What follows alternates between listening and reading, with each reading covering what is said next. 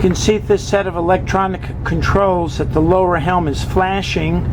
That means you do not have control down here. The upstairs or the flybridge controls are active.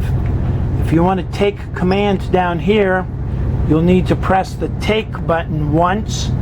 It'll give you a fast flash, and then a second time a steady flash, and then you can take control down here. Watch, let's see if it works.